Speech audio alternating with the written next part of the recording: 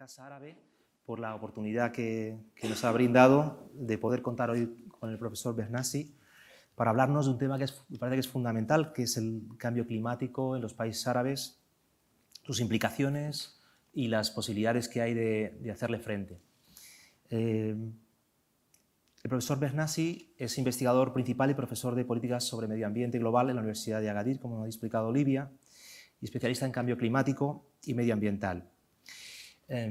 Se formó y leyó su tesis doctoral en la Universidad de Casablanca y ha tenido diferentes estancias postdoctorales en Finlandia, en Nueva York, en la Universidad de Syracuse en Nueva York, y es autor de algunos libros recientes muy importantes sobre el tema, entre ellos el más reciente Climate Change, Food Security and Natural Resource Management en Springer 2019.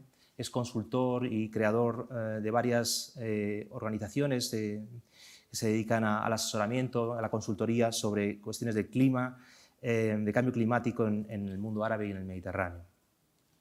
Precisamente para introducir este tema, que estábamos recordando ahora que he conocido personalmente al profesor BEHNASSI, estábamos recordando el sistema del Tribunal de las Aguas de Valencia, como muchos sabéis, por tener un ejemplo relativamente cercano a nosotros.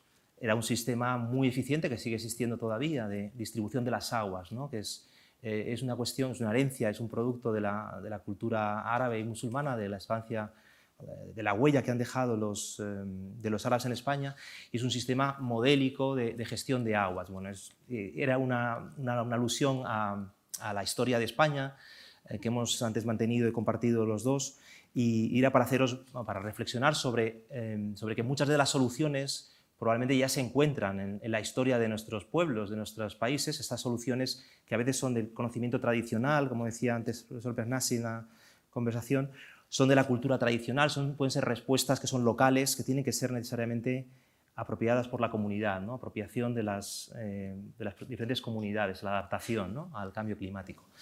Y también, bueno, vagamente reflexionábamos también sobre el nombre de Madrid, ¿no? Madrid, ¿no?, el agua que corre, ¿no?, la etimología árabe del nombre de Madrid y la referencia a las aguas, ¿no?, y ese sistema de canalización subterránea que había en Madrid, ¿no? Bueno, pues eso era también un sistema de gestión, de aprovechamiento del agua compartida, ¿no? Y yo creo que esos ejemplos abundan en el Mediterráneo, en la zona que compartimos, ¿no? Yo creo que quizás esta es una reflexión que debemos hacer, que el cambio climático nos afecta a todos, que muchas de las soluciones están ya, las tenemos delante, son parte de nuestra historia, de nuestra cultura común. Y bueno, evidentemente hay problemas, dificultades, amenazas que plantea el cambio climático. También creo que va a salir en la conferencia del profesor BEHNASSI oportunidades. El mundo árabe tiene un gran potencial de una población muy joven, muy dinámica, y que creo que va a afrontar estos problemas adecuadamente. En algunos casos puede parecer la problemática es muy urgente y hay que actuar, el tiempo no perdona, y creo que eso es un poco también lo que se quiere hacer ver aquí en esta conferencia. Sin más, le voy a dar la palabra al profesor BEHNASSI, le voy a agradecer que esté aquí con nosotros, que ha venido desde lejos, y bueno, pues espero que la conferencia resulte del interés de todos. Gracias. Thank you so much, Mr. Rafael, for presenting me to the audience. I'm very delighted to be here among you, and I would like to thank la Casa Árabe for inviting me to be a part of this annual program, which is very interesting, as explained by Olivia, in promoting intercultural understanding and relationships, in fostering the tolerance in an era where globalization is generating many factors for conflicts, for divergence, and for misunderstanding. So I think the work done by La Casa Árabe and the whole staff is not just with impact for Spain, but I think it's very promising for the relationship among countries in the Mediterranean region and with the northern Mediterranean and the southern Mediterranean. So I would like also to thank the president of Casa Árabe for inviting me to take part in this program, and also for your support to facilitate my stay here in Madrid, and also the logistical arrangements prior to my coming here in Madrid. So the topic I'm going to discuss about this evening is universal in nature. It's global.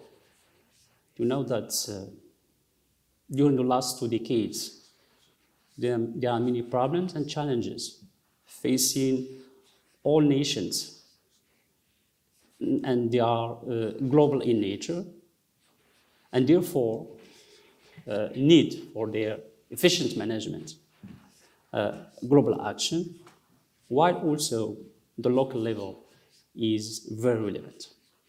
So climate change is a very complex with multi-dimensional both sources, causes, and implications. So it's very complicated to manage this issue, especially that the existing settings are still designed to face some local and national challenges. And this is both relevant to international law and international governance settings, and also national and local settings. But when it comes to facing climate change, especially from an adaptation point of view, the problem becomes more complicated than if it is perceived only in terms of mitigation. Because when we speak about ending climate change, we have two main options so far, mitigation and adaptation. Mitigation is to end what generates what we call greenhouse gases that cause a global warming. And this is very easy to do it because we know that the consumption of fossil fuels, deforestation, intensive agriculture and livestock, the declining capacity of carbon sequestration of the whole planet are key sources and key causes of climate change. So we can easily make an end to these different causes of climate change. But when it comes to adaptation, it's very difficult to agree about some common solutions, because adaptation is very specific to local communities, to local ecosystems, to different natural resources. Adaptation is also an area where we have to manage linkages, interrelation between environment and human societies. This is maybe the focus of this annual program this year on the adaptation issue, because it's an evolving area where complexity is the norm, but complexity shouldn't create within societies or for the actors the fear to go ahead and to take action. Okay, because adaptation covers more or less actions from a macro level perspective, and action also from a very micro level perspective. So any action that is oriented to adaptation should be esteemed and should be invested on, because the outcomes are more or less promising.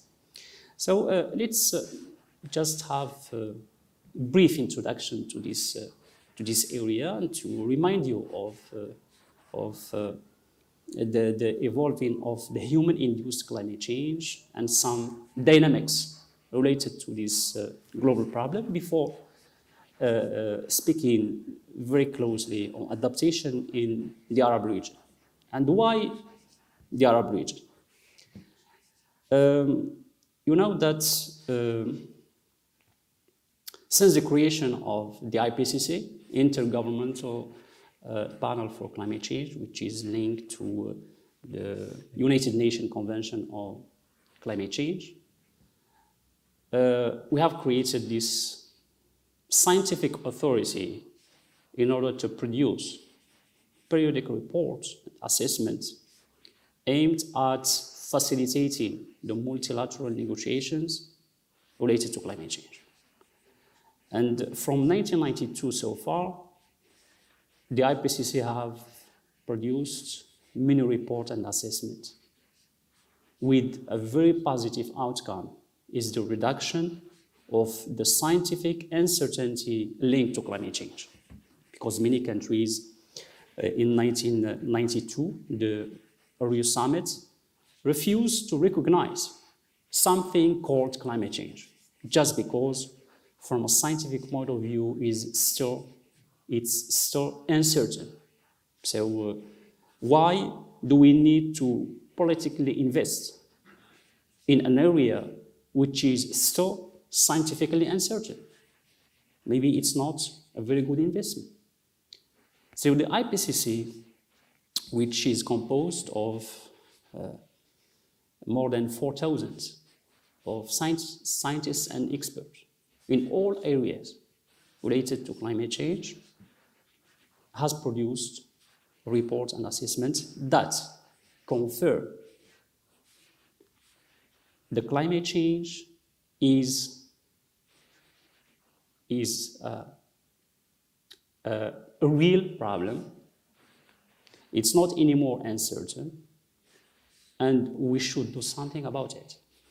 Otherwise, within the coming years, it will be very late and irreversible. Very late because even if we invest in mitigation, we fully invest in mitigation,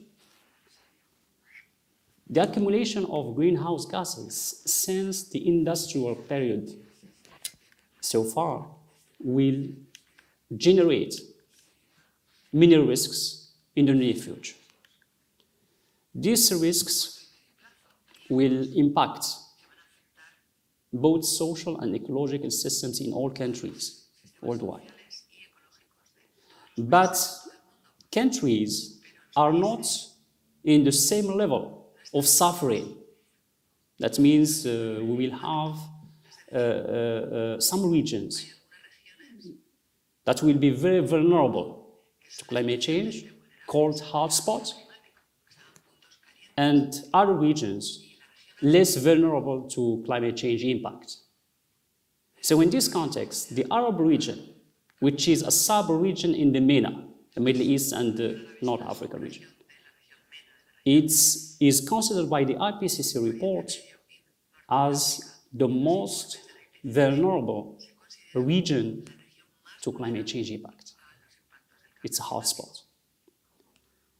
That means this region should focus on climate change as a priority, not just from an environmental point of view or a social point of view or economic point of view. It should be considered like the biggest challenge to the security and development of our countries in the near future. Currently, if we speak about the impact of climate change as a future prospect, in the Arab region, climate impacts are already occurring. That means in this region, we are already suffering from climate change. It's not anymore a future perspective. So from Morocco to Egypt, to Somalia, to Sudan, to Mauritania, all these countries are suffering from climate change, and the impacts are touching everything. Economic sectors, human security, development, and even political stability. And this is maybe more or less strange for Western countries and Western population, because it's not very easy to link climate change to security in the developed world, because it's maybe in terms of perception, it's very difficult to give some robust evidence. In Arab region, it's very easy to link climate change with political security. So recently, there are many studies, research, that try to link climate change to many events happening now in the Arab region. In 2011, some studies linked climate change, links the what we call Arab Spring uprisings in Tunisia, Egypt, to climate change as an indirect driver. It's very difficult to say that climate change can directly affect the security area, but studies confirmed that the indirect impact is more or less evident. Let's just have an example.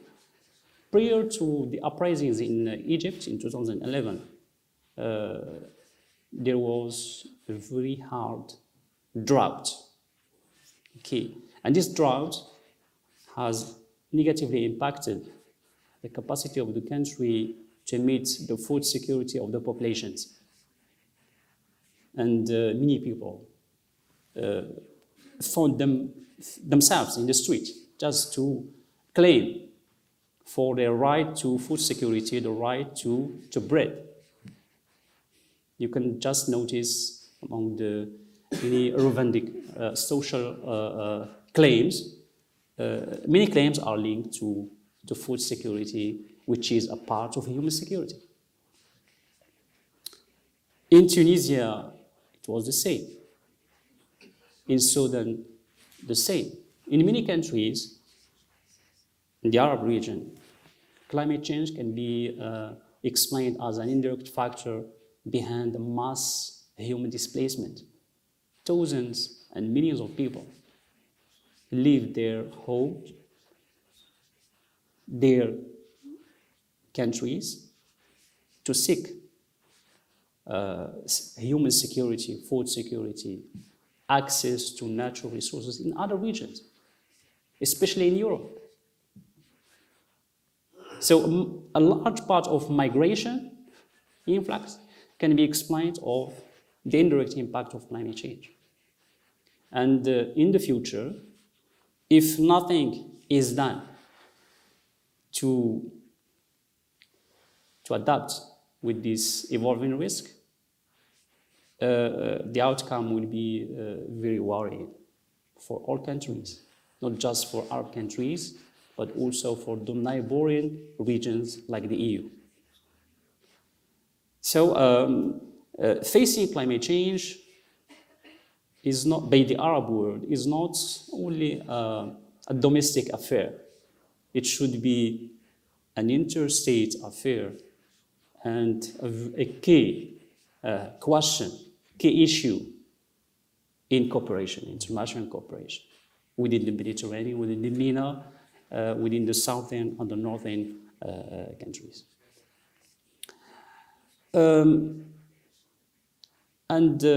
Let's go back to the IPCC. According to a recent report, there is still a certain uncertainty about what constitutes safe levels of greenhouse gases emissions, speaking about emissions. So in this context, which is marked by the resistance of many developed countries to take substantial, promising actions related to mitigation, in the last COP 25 in Madrid showed that it's not easy to reach certain consensus about mitigation goals or technical and financial assistance to vulnerable countries when it comes to their adaptation policies. So far, there is still a deadlock in international climate action, which is explained by the resistance of many key emitting powers like USA, China, Russia, etc., to take action domestically and to help, to assist other countries in terms of adaptation. They promises to sustain the adaptation actions in the rest of the world are not met so far, and this is really very worrying. So in this context, the Arab world or the Arab region should take action. They shouldn't wait for external assistance in order to start practicing adaptation. Adaptation should be done now, or it will be very costly to do it in the future. And I recommend you a United Nations Development Program report about the cost adaptation in Arab countries, where it was mentioned clearly that unless we adapt now, in the future, the cost of adaptation will be 10-fold. And maybe some situations will be irreversible. That means even if we adapt, we will not be able to produce the needed or the expected outcomes. So it's like a trap for the Arab countries. Either they should take action or they should maybe delay action. But in both cases, it's costly. Okay. Alors, we know that the Arab region was, in the past, was more or less a region which is used to a climate variability. And they had the potential to adapt to this variability and to limit, to reduce its impacts on its development, stability, security, and so on. But the pace of current climate change is extending, is overcoming the capacity of Arab countries to adapt according to past practices. So this potential is declining, and even if these countries are, for instance, investing in some other areas, for instance, energy development, agricultural development, tourism, etc., without investing in adaptation, the outcomes of all investments may be compromised in the future, because climate change will be a factor which undermines the capacity of the Arab regions to achieve the SDGs, the Sustainable Development Goals. It's mentioned now in many reports. Unless we face climate change, the progress toward the SDGs will not be possible. So that means all investments done in other areas will not produce the needed outcome unless we adapt to climate change. So just to give you an idea about the importance of adaptation in this region. To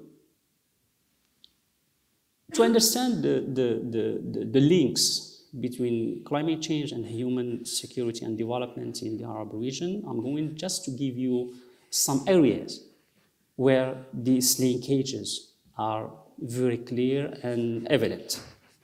For instance, in terms of food security,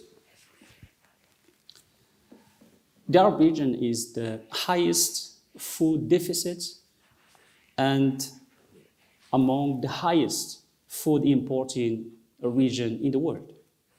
That means more than 60% of food consumption are imported from other countries. And the capacity of,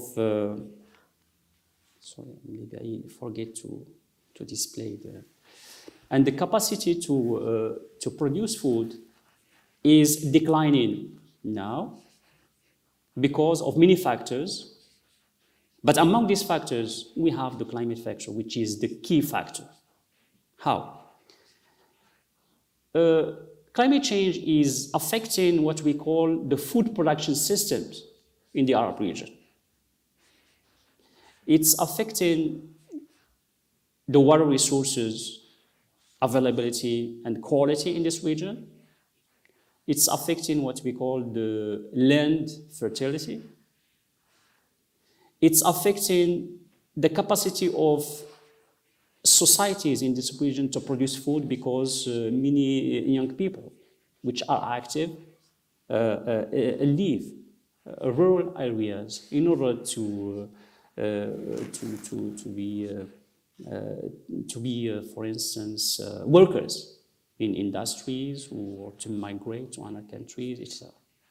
So they are abandoning agriculture, and the consequence is that the food production capacity of these countries is declining, both because of social and environmental and climate factors. In terms of water security,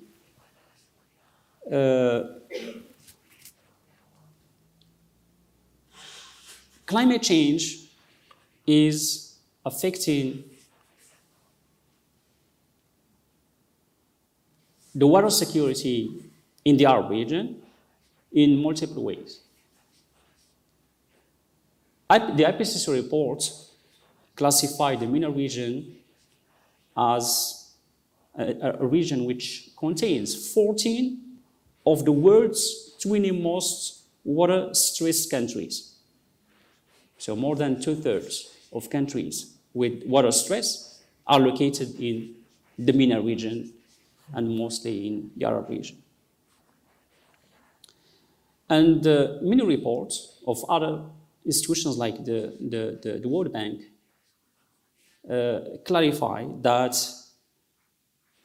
this water insecurity will be also the biggest challenge for the security and development of the Arab region, because a large part of populations in this region are relying on water for agricultural development, for livelihoods, etc. So the decrease of water resource threats the security of development in this region in a profound way. And the impact will vary across the region, but in general terms, all countries will suffer in different ways. In the last 10 years, the decrease in water resources in many regions achieved more than 20%, just in 10 years. That means within the coming decades, we will not be a water deficit region just in 2050, according to IPCC scenarios.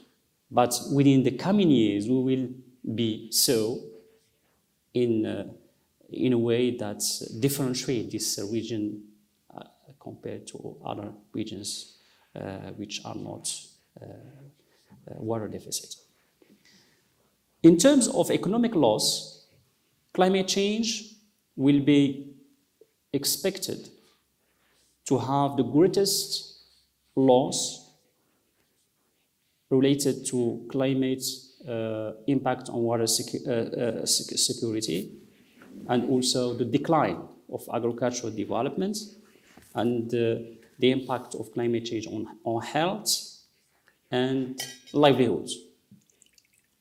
So many sectors in the Arab region will be negatively impacted by climate change, and the contribution of these sectors to the GDP of many countries will decrease. And this is also a very negative perspective. In terms of displacement, as I mentioned before, climate change is triggering human displacement from many regions to other regions, both domestically and internationally. And this kind of movement can be considered like an adaptation strategy. But the problem is that these displacements are creating more competition on limited resources. And competition over limited resources can create conflict. So in many regions, some conflict can be indirectly linked to what we call resource shortage. So many governments in this region should be very careful in order to manage this human displacement and to keep them within a certain limit, because if we allow spontaneous displacement to many regions, it will be a new cause of political instability and conflict, and these countries can be put in a vicious cycle of insecurity and instability. So there are also some impact on human health. Many health problems in this region are linked to climate change as what we call amplifier of causes to health insecurity. Now, given this situation, which is more or less black, disappointing, what should be done to reverse these trends? I think before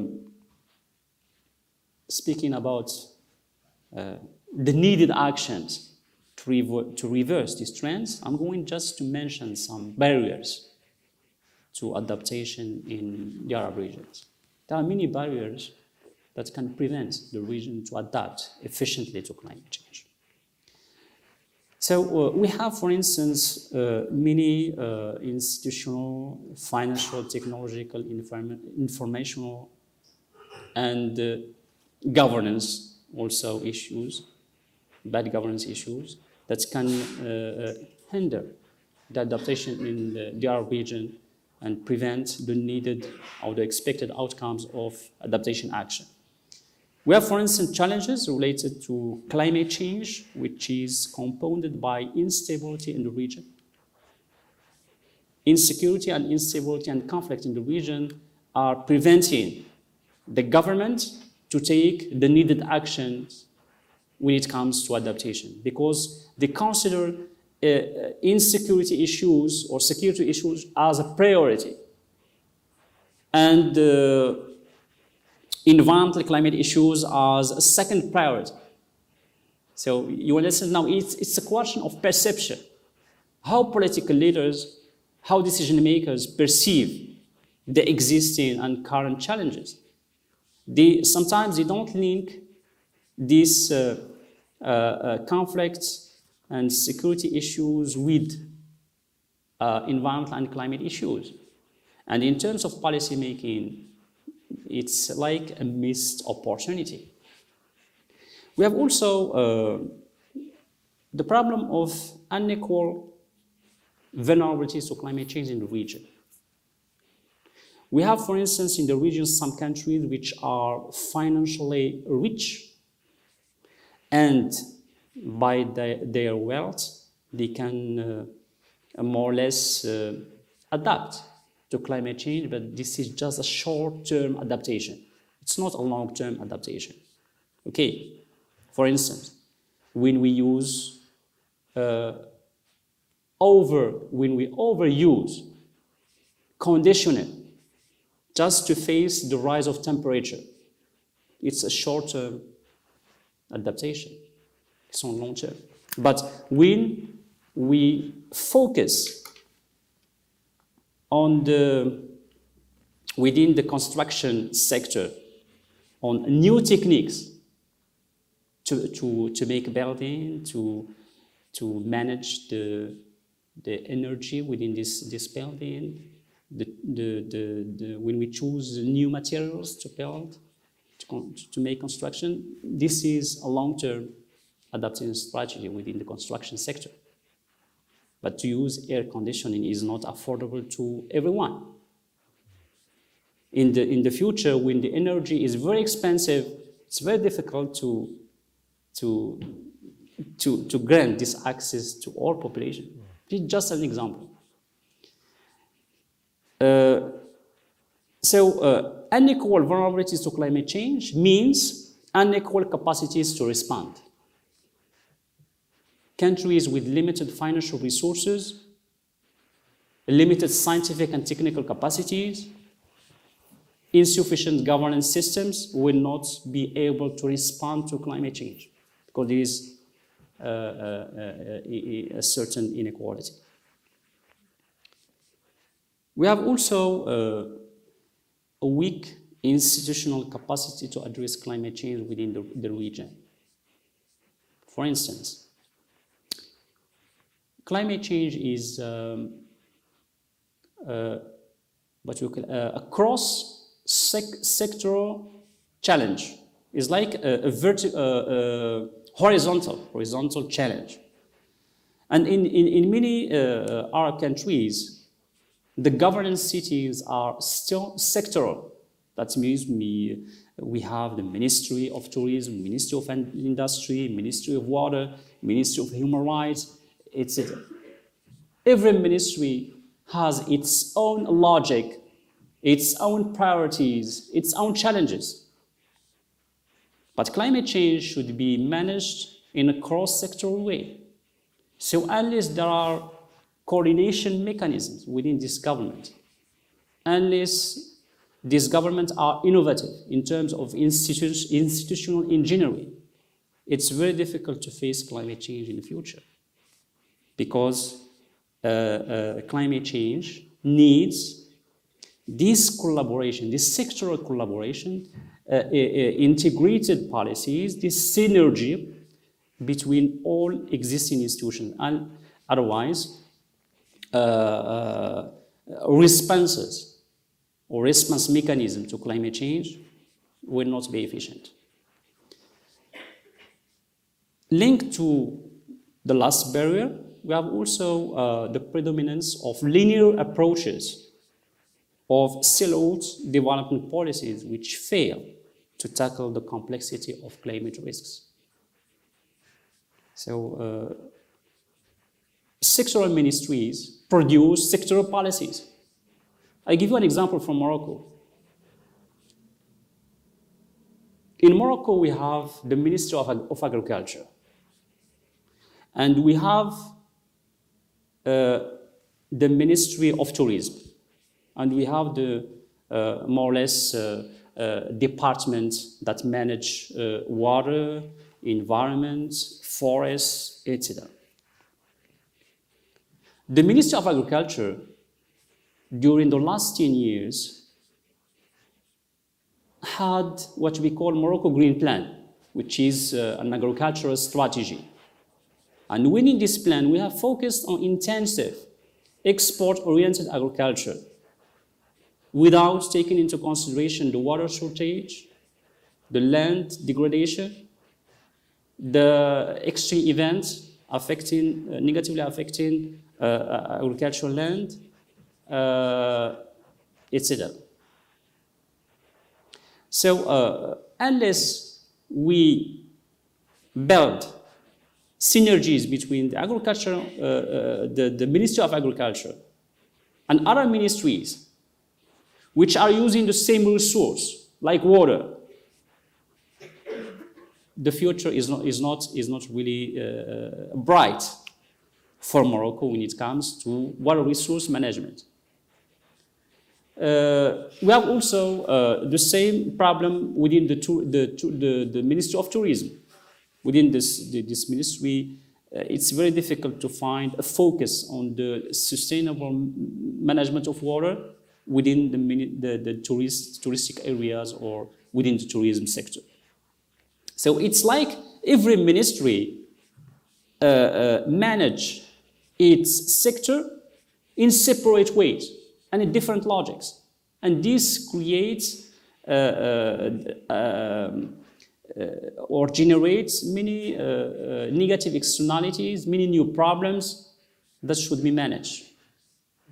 So climate change is an opportunity to rebuild the governance system within each country from this perspective, from a non-linear perspective, from a cross-sectoral perspective, from an integrated way.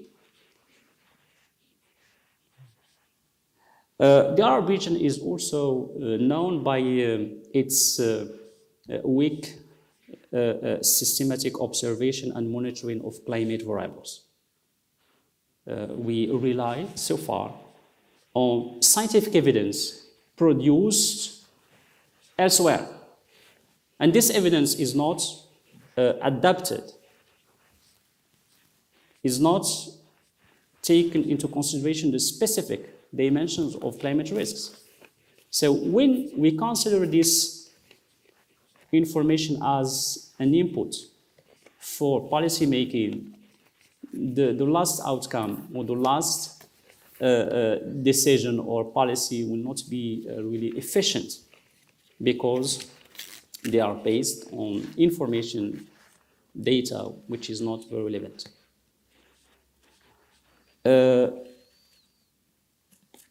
There is also poor awareness and limited perception of the severity of climate risks in many Arab countries. So this misperception or this limited perception of climate risks will give birth to decisions or policies which are not properly designed or implemented. So my last parts, because maybe of 5 minutes, okay. So what should be done from a policy making perspective? Let's keep hope, because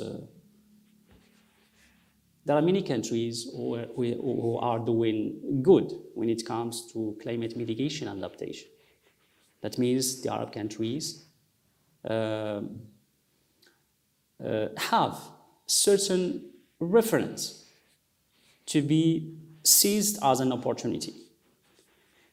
But I have to remind that adaptation should be locally designed and implemented. We can import some solutions from elsewhere, but we have to adapt it to specific circumstances. So the priority in our region when it comes to adaptation is to mainstream adaptation in policy planning or decision-making processes. I said mainstreaming climate adaptation is not creating new institutions or new ministries or complicating already complicated governance settings, but to mainstream climate change adaptation to every institution and to make climate change as a binding commitment, a binding perspective for the work of these institutions. And the sectors that should be given priority in this region are agriculture, water management, and tourism, because they are the sectors which are most vulnerable to climate risks.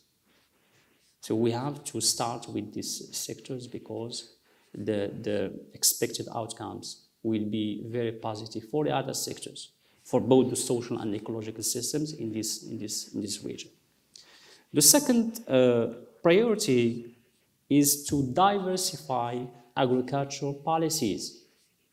Why I am mentioning again agricultural sector? Because the agricultural sector in the Arab region is consuming between 80% and 90% of available water resources. So we should redesign and rethink the agricultural policies in this region in order to reduce the consumption of water resources, in order to protect the land from pollution, in order to enhance the local food security and not just to sustain in external markets, and also to reorient agriculture toward what we call climate resistance crops. That means crops which are resistant to climate change and consume less water resources and with less impact on land.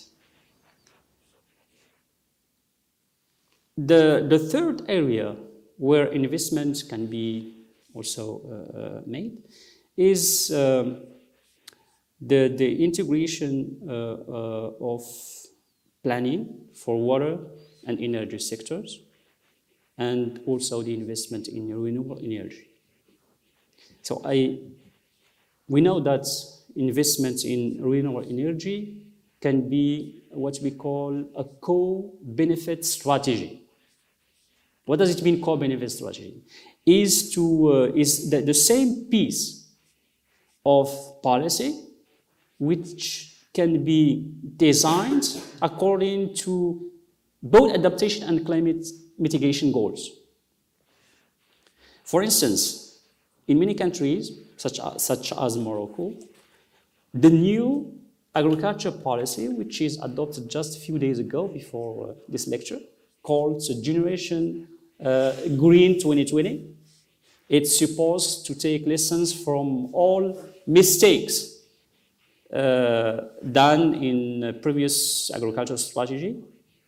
In this strategy, we will focus in the future on the use of renewable energy in agriculture.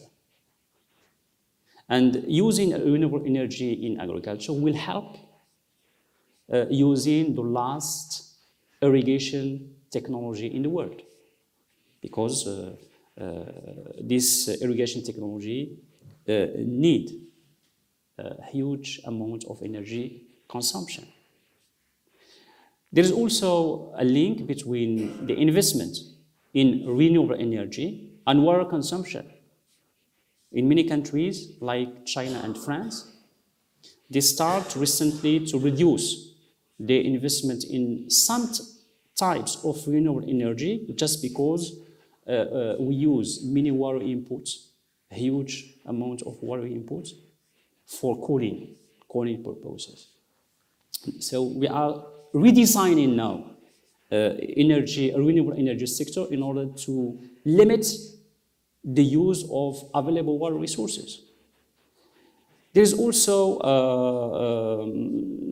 what we call bioenergy, like corn, ethanol, which is highly subsidized in some countries like the US.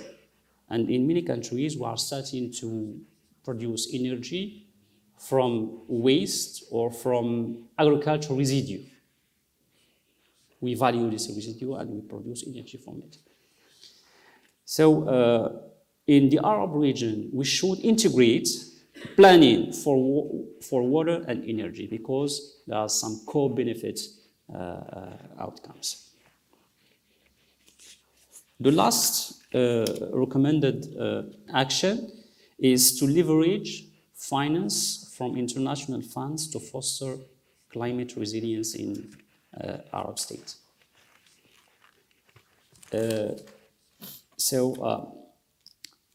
I have included this last action, which is, in my opinion, very important, especially in the first stage of adaptation.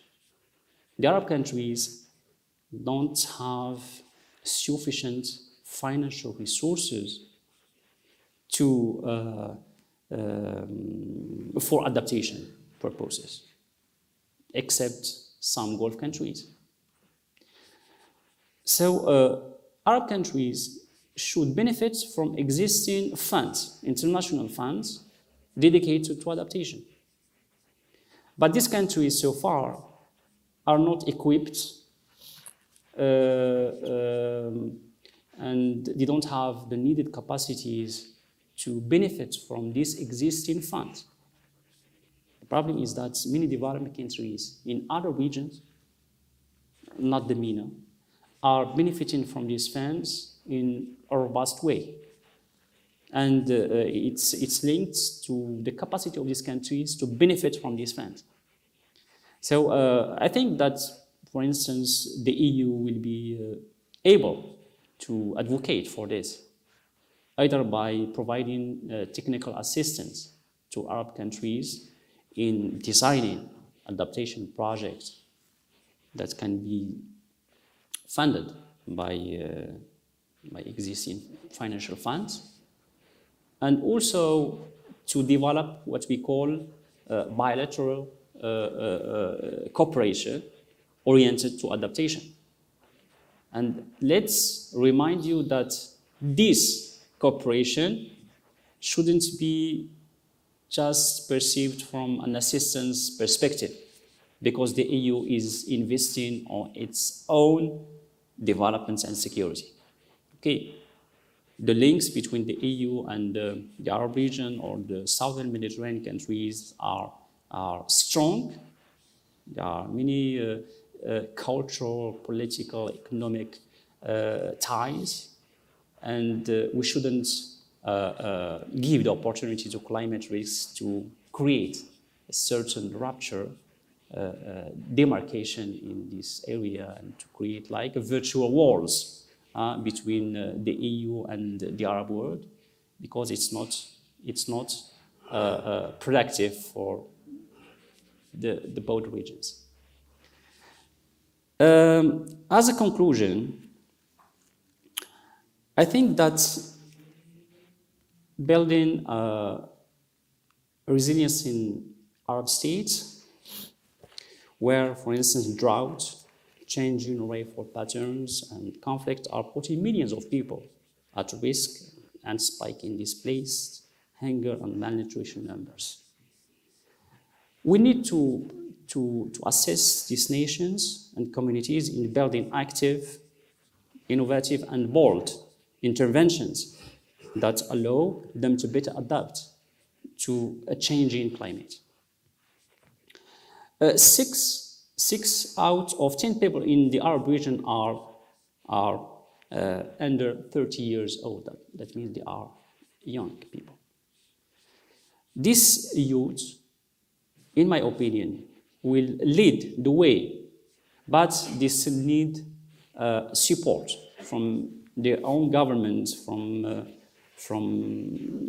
external government, and also they need stronger institutions and the legitimacy to be involved in climate adaptation. We know that democracy in the Arab world is still problematic, and the lack or insufficient democracy in the Arab world is also affecting the capacity of these societies to adapt to climate change. Because adaptation needs the mobilization of all actors,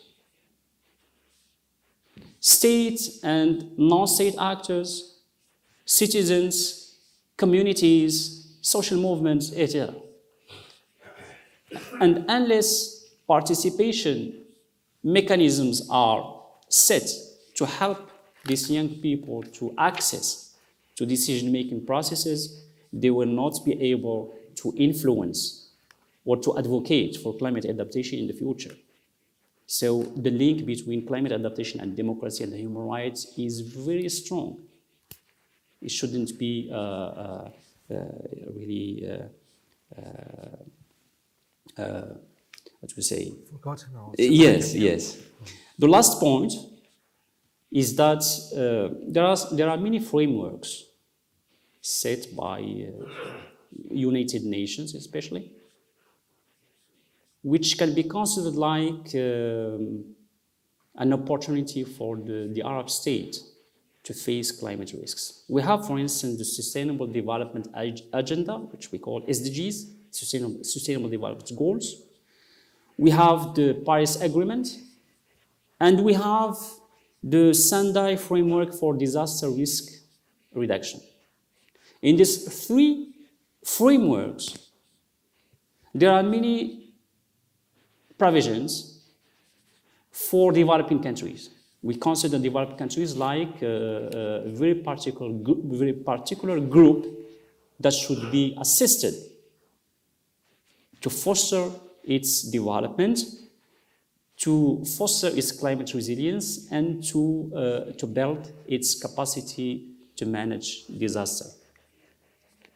So Arab countries should benefit from these frameworks, and they should also develop regional cooperation in order to take transversal and transboundary actions susceptible of fostering climate resilience in the future. Thank you so much, and welcome for your questions or remarks.